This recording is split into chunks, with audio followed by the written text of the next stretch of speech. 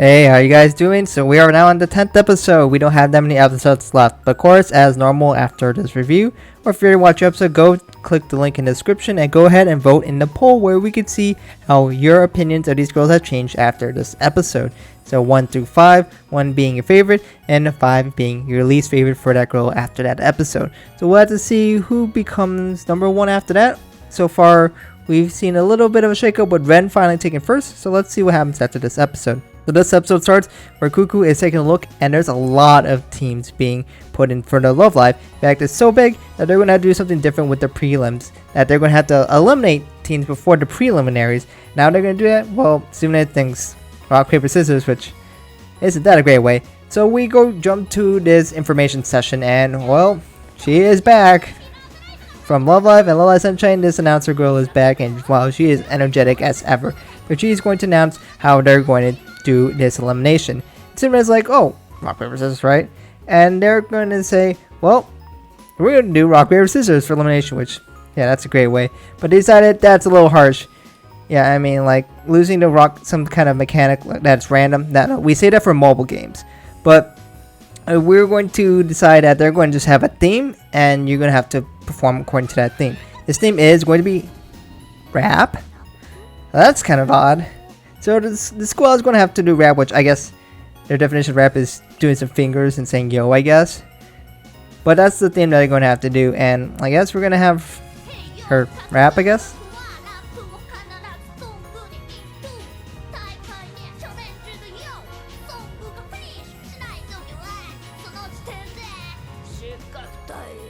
Nice one.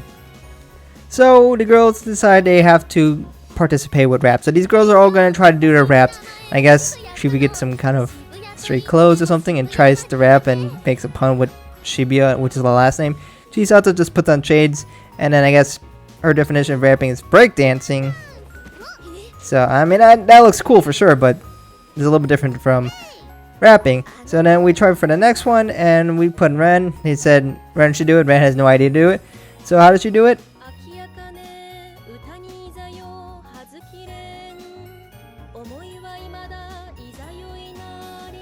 Yeah, so I guess she just kind of does like a poem, almost like a haiku. I guess tanka is what she said. But I don't think that quite qualifies, and we have Cuckoo do it, and she just goes straight to Chinese. And of course that leaves just Sumine, and Cuckoo's like, oh, she can't do that. She's the worst, right?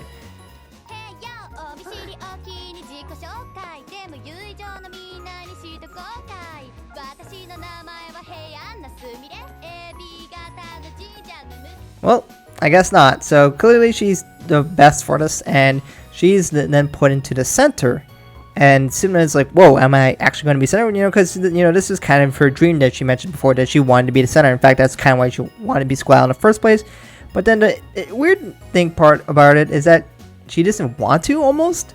And they're trying to figure out why, and they think that she lacks confidence. And then they ask, Cuckoo, why don't you try to help her out and give her support? And Cuckoo's like, what? Why would I ever do that? Support my friends, please. I don't do that. I want to support Kano. So then she goes and sneaks on Sumine and sees her working out and seeing how she could support her. And she gets to see her working really hard. In fact, we also get to see her younger sister. So I guess it was pretty cool to see her. But during her workout, they have Sumine kind of look back into her past and how she was always the supporting character, never the center, and how she would always not be in the spotlight, which is kind of, odd that she wants to be it but doesn't want to be it. But Cuckoo sees Sumine working really hard. She decides to make this outfit, which kind of reminded me of this kind of dress a bit. I like the color and theming, but she made this one for Sumine, and of course it looks pretty dang nice. Maybe this will be in All Stars one day. She puts on this outfit, and it looks fantastic on her. And then they also say music star, which again, that's the thing that Muse says a lot, because Muse and music. But I found that really nostalgic to see that being put back here.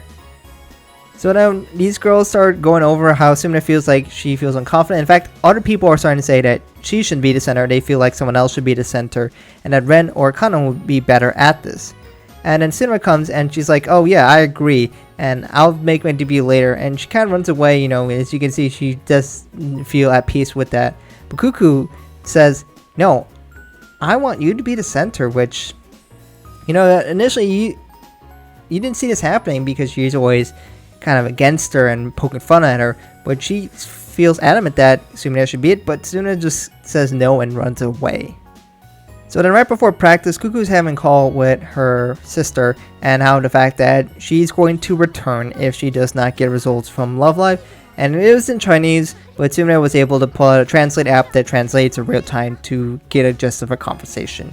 And then they go to the practice, and then Sumire follows in after that, and they're still adamant on the fact that they want Sumire to be the center, but she's thinking that that's out of pity. But Cuckoo's telling her, no, that's not the case. I want you to do it because we think you are the best at that. But then Sumire is trying to say, the reason why is because you want to win because you need it. But Cuckoo is again going to tell her that you're our best chance to win here, and that's why I want you to be center, not because I think I can do it better or because out of pity, because I have faith in you as a friend. She saw her working out really hard and she knows she deserves it. And then she shows her this crown, which looks pretty nice with all that kind of purple crystals, but then just flies away in the wind, like as to make it cheap, cheap plastic maybe, because it's so light. But then Sumire ends up chasing it and catches it, although she has to fall in the bush for it. But she ends up saving the crown, which shows that she cares about it. Cuckoo calls it Sumire, which is actually the first time she goes by her first name, and I guess that's a special moment for them, and it shows that they've closed the gap between each other. So now that leads us to the performance of their song, Nonfiction.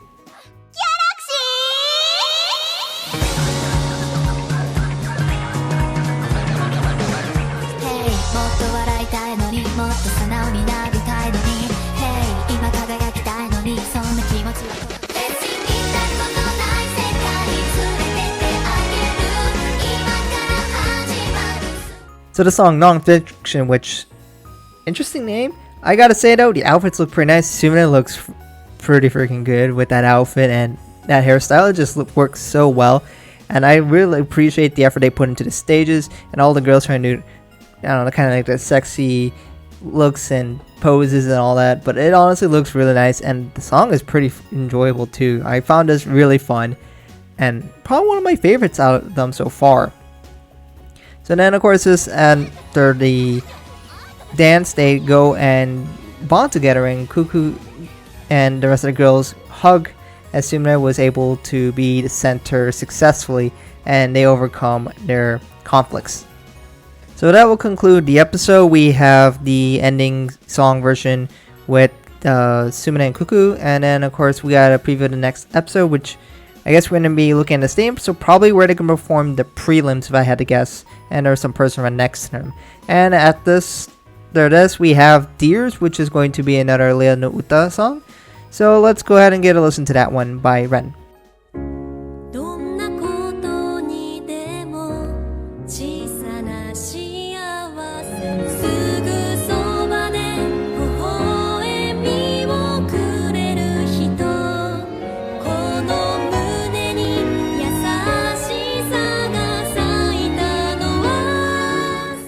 So that will conclude the episode, which of course was focusing on Sumire, but there was actually a lot of decent amount of stuff for Cuckoo, and I guess mostly it's about the relationship between those two girls, which for the most part we just really had Cuckoo being goofy and silly and generally pestering and poking fun at Sumire, but instead we see an evolution of the relationship where that Cuckoo actually does care about Sumire, and she's able to really see the value of Sumire.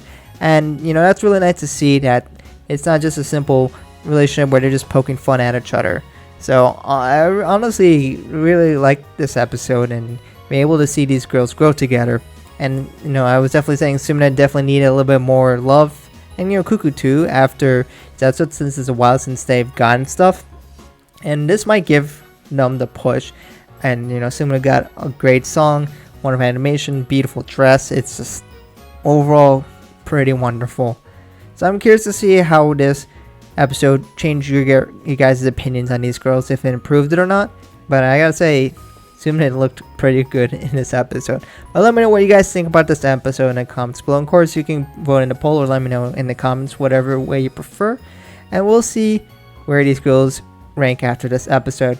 We just have episode 11, 12, and 13 left. And then we'll be done with this anime. And then next thing will be is Nichigaku Season 2 in 2022.